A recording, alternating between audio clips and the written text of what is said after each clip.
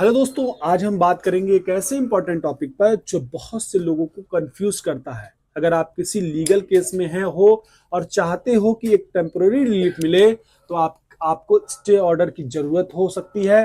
पर क्वेश्चन ये है कि कोर्ट से स्टे ऑर्डर कैसे प्राप्त करें। तो इस वीडियो में ये स्टेप बाय स्टेप प्रोसेस समझेंगे। तो चलिए शुरू करते हैं। स्टे ऑर्डर क्या है? स्टे ऑर्डर एक टेम्पररी ऑर्डर होता है जो कोर्ट किसी स्पेसिफिक एक्शन या डिसीजन को रोकने के लिए इशू करता है। इसका मतलब है कि जब तक कोर्ट का फाइनल डिसीजन नहीं आता तब तक कोई भी एक्शन या ऑर्डर नहीं किया जा सकता है। ये जनरली अर्जेंट केसेस में दिया जाता है जहां किसी को इमीडिएट रिलीफ की जरूरत होती है। साथियों, स्टे ऑर्डर के लिए योग्यता के बारे में बात करें तो लीगल स्टैंडिंग। आपको अपने केस में लीगल स्टैंडिंग होना चाहिए, यानी आपको किसी तरह से उस केस से डायरेक्टली अफेक्टेड होना चाहिए। प्रीमा फेसिस केस के बारे में बात करें, आपको ये दिखाना होगा कि आपका केस स्ट्रांग है और आपके पास अपने आर्गुमेंट्स को सपोर्ट करने के लिए सफिशिएंट एविडेंस है। इर्रेपरेबल हार्म के बारे में बात करें, आपको ये दिखाना होगा कि अगर स्टे नहीं दिया गया तो आपको इर्रेपरेबल हार्म हो सकती है, यानी आपको ऐसे नुकसान हो सकते हैं जो बाद में ठीक नहीं किया जा सकता।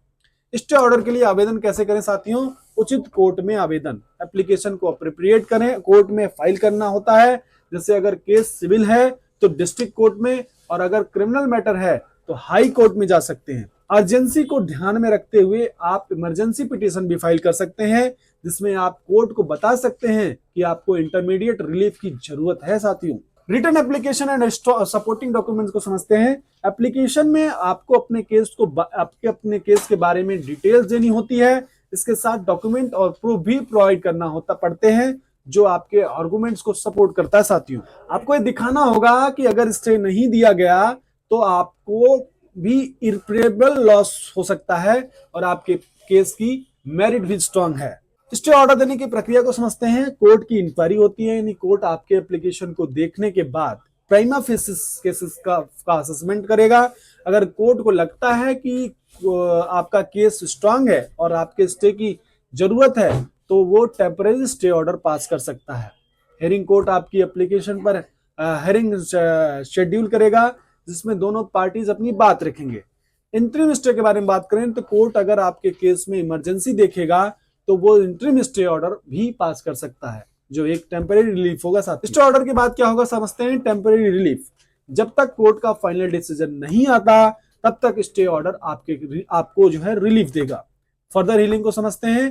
कोर्ट आपके केस को फर्दर हियरिंग के लिए शेड्यूल करेगा, जिसमें आपको अपने एविडेंस और आर्गुमेंट प्रेजेंट करने पड़ेगा। साथियों, फाइनल डिसीजन में समझते हैं।